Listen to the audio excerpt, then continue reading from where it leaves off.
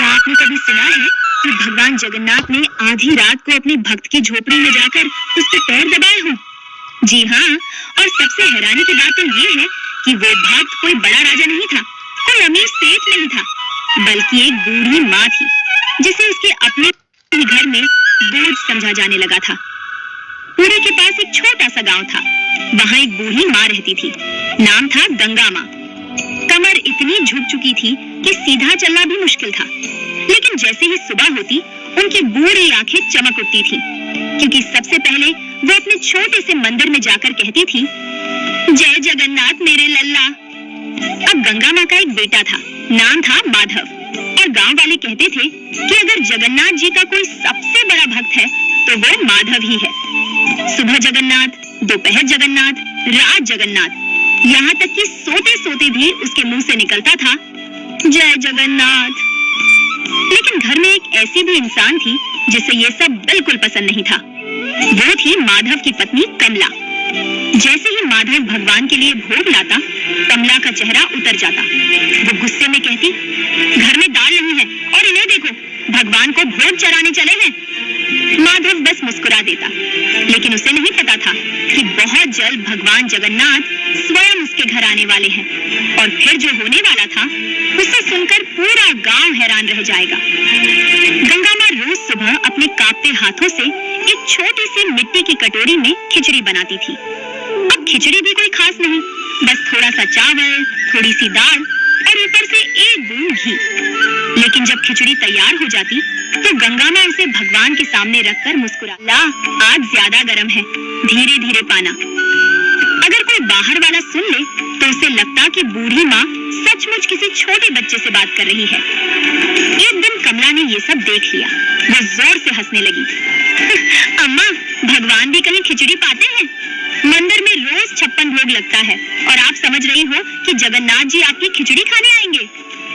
गंगा माँ ने प्यार से मूर्ति की ओर देखा और बोली, तुम नहीं समझोगी बेटी, दुनिया उन्हें भगवान मानती है, लेकिन मेरे लिए तो वो मेरे लल्ला हैं।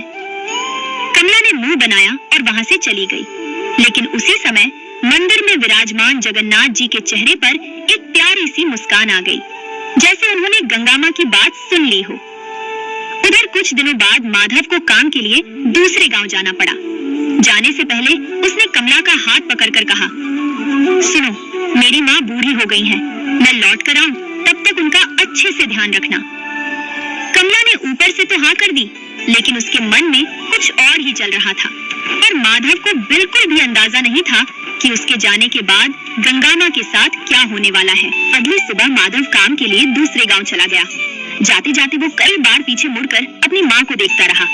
गंगा माँ दरवाजे पर खड़ी हाथ हिलाती रही और बोली, चिंता मत कर बेटा, मेरे जगन्नाथ लल्ला तेरी रक्षा करेंगे। माधव मुस्कुराया और चला गया, लेकिन उसके जाते ही घर का माहौल बदलने लगा। पहले दिन तो सब ठीक रहा, दूसरे दिन कमला ने खाना देर से दिया, तीसरे दिन तो वो गंगा माँ को खाना देना ही भूल गई। दोपहर बीत गई, शाम हो गई, लेकिन किसी ने नहीं पूछा, अम्मा आपने कुछ खाया या नहीं? अम्मा धीरे धीरे लाठी टेकती हुई रसोई तक पहुंची और बहुत प्यार से बोली, बेटी अगर खाना बन गया हो तो थोड़ा मुझे भी दे देना। कमला चिढ़ कर बोली, अम्मा मैं कोई खाली थोड़ी बैठी हूँ, जो खाना है खुद निकाल कर खा लिया करो। ये सुनकर गंगा माँ कुछ नहीं बोली, बस चुपचाप खड़ी रही। उनकी आंखों में आंसू आ गए। उन्हें याद आया जब कमला नई नई बहू बनकर आई थी तो हल्का सा सिर दर्द होने पर भी वो पूरी रात उसके सिर पर तेल लगाती थी, लेकिन आज उन्हीं के लिए किसी के पास 2 मिनट का समय भी नहीं था। उस रात गंगा माँ अपने छोटे से मंदिर के सामने बैठी, जगन्नाथ जी की मूर्ति को देखते हुए बोली, लल्ला शायद मैं सच में सब पर बोझ बन गई हूँ। और ये कहते कहते उनकी आंखों से आंसू टपक पड़े, लेकिन उन्हें क्या पता, उनका एक एक आंसू जगन्नाथ जी तक पहुंच रहा था। दिन बीतते गए और कमला का व्यवहार पहले से भी कठोर होता गया। अब तो कई बार वो गंगा माँ के लिए खाना अलग से बनाना भी जरूरी नहीं समझती थी। जो बच जाता वही उनके सामने रख देती, और अगर कुछ ना बचे तो बस इतना कह देती, आज घर में कुछ नहीं है अम्मा। गंगा माँ मुस्कुरा देती, लेकिन रात को जब सब सो जाते तब चुपके से जगन्नाथ जी के सामने बैठकर रो लिया करती थी। एक शाम आसमान में काले बादल छा गए, तेज हवाएं चलने लगी। देखते ही देखते मूसलाधार बारिश शुरू हो गई। उसी दिन गंगामा की तबीयत भी बहुत खराब थी। बुखार से उनका पूरा शरीर तप रहा था। वो कांपती हुई कमला के पास आई और बोली, बेटी, आज बहुत ठंड लग रही है, क्या मैं अंदर वाले कमरे में सो जाऊं? कमला का चेहरा तुरंत बिगड़ गया। वो बोली, अंदर बच्चे सोते हैं अम्मा, आप बाहर वाले। गंगामा ने एक बार उसकी ओर देखा, फिर बिना कुछ कहे धीरे धीरे बाहर चली गई। बारिश का पानी छप्पर से टपक रहा था। ठंडी हवा शरीर को चीर रही थी। बुखार से कांपती हुई गंगामा एक कोने में सिकुड़ कर बैठ गई। दोनों हाथ जोड़कर आसमान की ओर देखा और बोली, लल्ला, आज बहुत दर्द हो रहा है बेटा। अगर सच में तू मेरी सुनता है तो बस आज रात मेरे पास बैठ जाना। उधर उसी समय श्री जगन्नाथ मंदिर में रात का भोग लगाया जा रहा था। लेकिन आज एक अजीब बात हुई। भगवान जगन्नाथ ने भोग को हाथ तक नहीं लगाया और पूरे मंदिर में हलचल मच गई। उधर मंदिर में रात का समय था। श्री जगन्नाथ जी के लिए विशेष भोग लगाया गया था। सोने की थालियों में मालपुए, खीर, रसगुल्ले और तरह तरह के पकवान सजे हुए थे। चारों तरफ सुगंध फैली हुई थी, घंटियां बज रही थी, शंखनाद गूंज रहा था। लेकिन आज मंदिर का वातावरण कुछ अलग था। एक बुजुर्ग पुजारी ने भगवान की ओर देखा और अचानक ठिठक गया। वो धीरे से बोला, अजीब बात है, आज ठाकुर जी का मुखमंडल इतना उदास क्यों दिखाई दे रहा है? पास खड़े दूसरे पुजारी ने भी ध्यान से देखा। सचमुच आज महाप्रभु वैसे प्रसन्न नहीं लग रहे थे जैसे हर दिन दिखाई देते थे। ऐसा लग रहा था जैसे उनके हृदय में कोई गहरा दर्द छिपा हो। उधर गांव के उस छोटे से घर के बाहर गंगामा बारिश में भीगी हुई बैठी थी।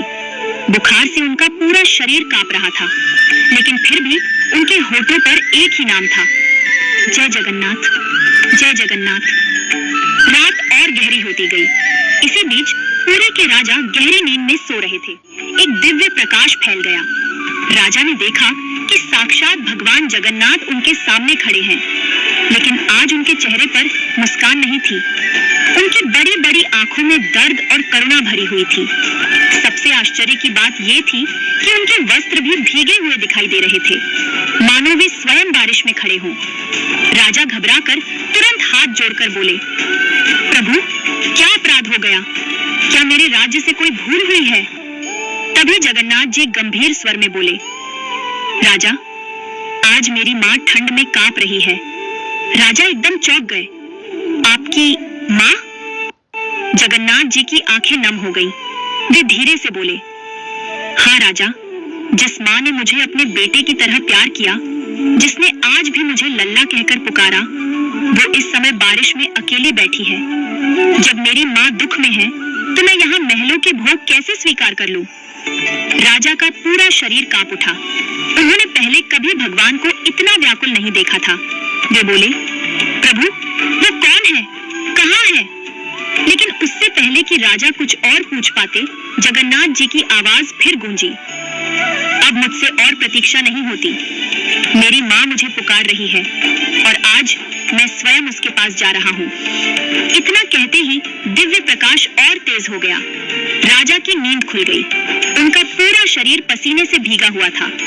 उधर गंगामा को बिल्कुल भी अंदाजा नहीं था कि उनका जगन्नाथ लल्ला मंदिर छोड़कर उनकी झोपड़ी की ओर चल पड़ा है। राजा हड़बड़ाकर बिस्तर से उठ बैठे। उनका दिल तेजी से धड़क रहा था। बार बार उनके कानों में मेरी माँ ठंड में कांप रही है, मैं उसके पास जा रहा हूँ। राजा ने बिना एक पल गवाए महल के सैनिकों को बुलवा लिया। रात का समय था, पूरा महल सो रहा था, लेकिन राजा की आंखों से नींद गायब हो चुकी थी। वे घबराई हुई आवाज में बोले, अभी के अभी पूरे नगर में पता लगाओ, कोई ऐसी वृद्ध महिला है जो भगवान जगन्नाथ को अपना बेटा मानती हो, उसे खोजकर मेरे सामने लाओ। सैनिक तुरंत चारों दिशाओं में दौड़ पड़े। उधर बारिश पहले से भी तेज हो चुकी थी। गंगामा का बुखार बढ़ता जा रहा था। उनके हाथ पैर कांप रहे थे, लेकिन फिर भी वे बार बार एक ही बात कह रही थी, लल्ला, एक बार आ जाओ बेटा, आज तुम्हारी माँ बहुत अकेली है। अचानक उन्हें लगा जैसे कोई उनके सिर पर प्यार से हाथ फेर रहा हो। गंगामा ने धीरे धीरे आंखें खोली, लेकिन वहां कोई नहीं था। फिर झोपड़ी के बाहर से किसी के पैरों की आवाज सुनाई दी, छप छप छप, जैसे कोई बारिश के पानी को चीरता हुआ उनकी ओर आ रहा हो। गंगामा का दिल तेजी से धड़कने लगा। इतनी रात को इतनी बारिश में कौन आ सकता है? तभी उनके पुराने लकड़ी के दरवाजे पर धीरे से दस्तक हुई, ठक ठक ठक, और फिर एक बहुत ही प्यारी आवाज सुनाई दी, माँ, दरवाजा खोलो ना। ये आवाज सुनते ही गंगामा का पूरा शरीर कांप उठा, क्योंकि ये आवाज उन्हें कहीं से बहुत जानी पहचानी लग रही थी। और अगले ही पल उन्होंने कांपते हाथों से दरवाजा खोल दिया। जैसे ही गंगामा ने दरवाजा खोला, उनकी आंखें आश्चर्य से फैल गईं। सामने एक छोटा सा सांवला बच्चा खड़ा था, घुंघराले बाल, बड़ी बड़ी गोल आंखें, कान, और बारिश की बूंदें उसके बालों से टपक रही थी। वो अपना छोटा सा पेट पकड़कर खड़ा था, मानो बहुत दूर से चलकर आया हो। कुछ क्षण तक गंगामा उसे देखते ही रह गई, फिर धीरे से बोली, बेटा, तुम कौन हो? ये सुनते ही बच्चे ने होंठ फुला लिए और बिल्कुल नाराज बच्चे की तरह बोला, माँ, इतनी जल्दी भूल गई? रोज मुझे खिचड़ी खिलाती हो, रोज मुझे लल्ला कहकर बुलाती हो, और आज पूछ रही हो मैं कौन हूँ? ये सुनते ही गंगामा का दिल जैसे रुक गया। उनकी आंखों से आंसू बह निकले। कांपती आवाज में बोली, जगन्नाथ, मेरे लल्ला। बच्चा खिलखिलाकर हंस पड़ा और अगले ही पल दौड़कर गंगामा से लिपट गया। गंगामा उसे सीने से लगाए रोने लगी। बरसों का प्यार, बरसों की भक्ति आज उनकी बाहों में खड़ी थी। कुछ देर बाद बच्चे ने मासूमियत से कहा, माँ, मुझे बहुत भूख लगी है, सुबह से कुछ नहीं खाया। गंगामा तुरंत घबरा गई, लेकिन तभी उनकी नजर उसके पैरों पर गई। दोनों पैर कीचड़ और मिट्टी से सने हुए थे। गंगामा बोली, अरे रे रे, पहले तुम्हें साफ करूं, फिर खाना खिलाऊंगी। और ये सुनकर जगन्नाथ जी मुस्कुरा दिए, क्योंकि आज उन्हें भगवान नहीं, सिर्फ अपनी माँ का लल्ला बनकर रहना था। गंगामा तुरंत भीतर गई, एक पुराना पीतल का लोटा उठाया, चूल्हे पर थोड़ा सा पानी गर्म किया, फिर अपने लल्ला को एक छोटी सी लकड़ी की चौकी पर बिठा दिया। दुनिया जिन चरणों में सिर झुकाती थी, आज एक बूढ़ी माँ उन्हीं चरणों को अपने हाथों से धो रही थी। गंगामा प्यार से बोली, लल्ला, तुम्हें अपनी बिल्कुल चिंता नहीं रहती, देखो कितने गंदे हो गए हो। जगन्नाथ जी चुपचाप मुस्कुराते रहे, बिल्कुल वैसे जैसे कोई छोटा बच्चा। नहलाने के बाद गंगामा ने अपनी पुरानी साड़ी के पल्लू से उनका चेहरा पूछा, फिर बोली, अब बैठो, मैं तुम्हारे लिए खिचड़ी बनाती हूँ। घर में कुछ खास नहीं था, बस थोड़े से चावल, थोड़ी सी दाल और थोड़ा सा घी। लेकिन उस रात गंगामा ने जितने प्रेम से खिचड़ी बनाई, उतना प्रेम शायद किसी राजभोग में भी नहीं था। कुछ देर बाद गरम गरम खिचड़ी तैयार हो गई। गंगामा ने मिट्टी के कटोरे में खिचड़ी परोसी, ऊपर से थोड़ा सा घी डाला और अपने हाथों से पहला कौर जगन्नाथ जी को खिलाया। महाप्रभु बड़े चाव से खाने लगे, एक कौर, फिर दूसरा, फिर तीसरा, और खाते खाते मुस्कुरा कर बोले, माँ, दुनिया मुझे 56 भोग खिलाती है, लेकिन ऐसा स्वाद कहीं नहीं मिलता। गंगामा की आंखों से आंसू बह निकले। वो बोली, लल्ला, तू बस खुश रहे, मेरी सारी दुनिया तू ही तो है। उधर सुबह होते ही राजा और सैनिक उस वृद्ध माँ को खोजते खोजते गांव पहुंच गए। जब लोगों से पूछताछ हुई तो सबकी उंगली गंगामा की झोपड़ी की ओर उठी। राजा दौड़ते हुए वहां पहुंचे। अंदर का दृश्य देखकर उनकी आंखें भर आईं। पूरी झोपड़ी दिव्य सुगंध से महक रही थी। कटोरे में थोड़ी सी खिचड़ी प्रसाद के रूप में बची हुई थी और गंगामा के चेहरे पर ऐसी शांति थी जैसे उन्हें संसार का सबसे बड़ा सुख मिल गया हो। उसी समय माधव भी वापस लौट आया। जब उसे पूरी घटना पता चली तो वो रोते हुए अपनी माँ के चरणों में गिर पड़ा। और कमला, जो कभी गंगामा को बोझ समझती थी, जो जगन्नाथ भक्ति का मजाक उड़ाती थी, वो फूट फूट कर रोने लगी। वो गंगामा के पैरों से लिपट गई और बोली, माँ, मुझे माफ कर दो, मैं पहचान नहीं पाई कि आपके हृदय में स्वयं उसी रात पूरे परिवार को स्वप्न में भगवान जगन्नाथ के दर्शन हुए। महाप्रभु मुस्कुराकर बोले, जो अपने माता पिता की सेवा करता है वो मेरी सेवा करता है, और जिस घर में बुजुर्गों का सम्मान होता है मैं स्वयं उस घर में निवास करता हूँ। उस दिन के बाद कमला पूरी तरह बदल गई। वो गंगामा की सेवा करने लगी और गांव भर में ये कथा फैल गई कि भगवान को सोने की थालियों का भोग नहीं, एक माँ के हृदय का प्रेम सबसे सबसे प्रिय है। और प्यारे भक्तों, कभी भी अपने माता पिता को बोझ मत समझिए, क्योंकि जिन हाथों ने हमें चलना सिखाया, उन हाथों को सहारा देना ही सबसे बड़ी भक्ति है। बोलिए प्रेम से जय जगन्नाथ।